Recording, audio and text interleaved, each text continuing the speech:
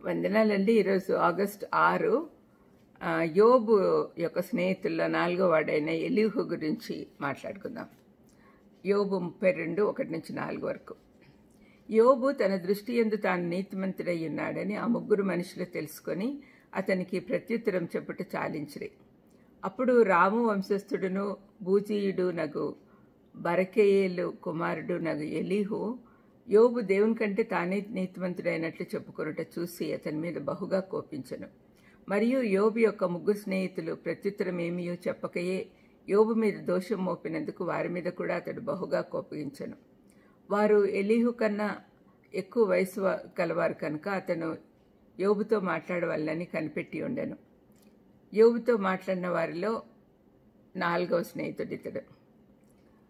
ఈయనే నా దేవుడు అని అర్థమిచ్చే పేరుగల ఎలీహు బూజు వంశస్థుడే అబ్రహాం బంధువై ఉండెను. 32వ అధ్యాయంలో మొదటిగా కనపడతాడు. 32-37 అధ్యాయాలలో అతను మాట్లాడిన మాటలన్నీ కూడా గ్రంథస్థమై ఉన్నాయి. 38లో దేవుని సార్వభౌత్వం గురించి చెప్పబడింది. దానికి సిద్ధపరిచే విధంగా ఎలీహు మాటలున్నాయి. చిన్నవాడు కాబట్టి ముందుగా మాట్లాడటకు ఇష్టపడలేదు.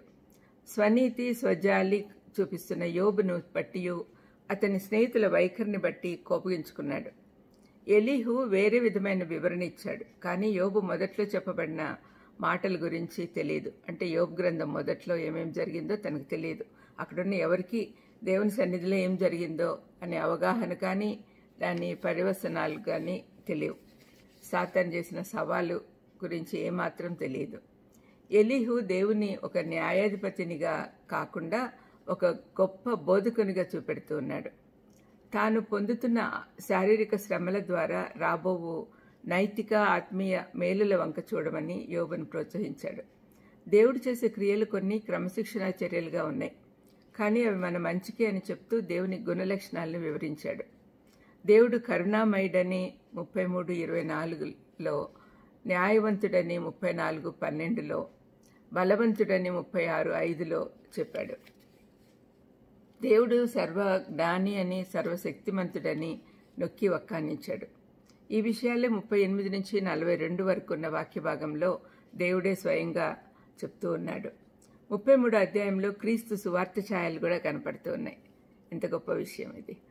మొదటిది పరిశుద్ధాత్మని క్రియలు, 4వ వచనము.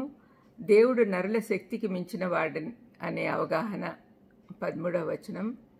దేవుడు అనుగ్రహించే విడుదల, 18, 24, 28, 30 వచనాలు. దేవుడిచ్చే పునరుద్ధరణ కటాక్షము, 26వ వచనము. పశ్చాత్తాపము మరియు విశ్వాసం యొక్క అవసరత, 27, 28 వచనాలు. మనుషులు చెడు నుండి తొలగి వారి గర్వం నుండి విడుదల పొందాలని దేవుడు ఆశిస్తున్నాడు అని 17వ వచనంలో చెప్పాడు.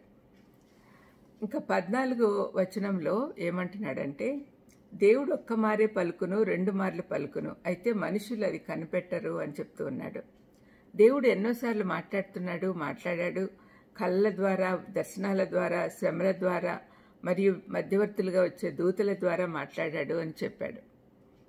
ఇప్పుడు కూడా దేవుడు మనతో స్పష్టంగా తన వాక్యం ద్వారా, మనలో రక్షణ పొందగానే భద్రం చేయబడ్డ పరిశుద్ధాత్మ ద్వారా మాట్లాడుతూనే ఉన్నాడు నిరంతరం. ఆయన స్వరం వినుటలో విఫలం చెందుతున్న మనల్ని చూసి దేవుడు బాధపడుతున్నాడు. యోబుకు ఎలీహు మంచి వివరణ ఇచ్చాడు, కానీ దేవుని సమాధానమే సరైనది, ఖచ్చితమైనది. ప్రార్థన చేసుకుందాం. దయమేడా ఎలీహులాగా సరైన విధంగా మిమ్మల్ని అర్థం చేసుకునే శక్తి మాకు అనుగ్రహించమని యేసుక్రీస్తు నామమున వేడుకొంచున్నాను తండ్రి. ఆమేన్. God bless you.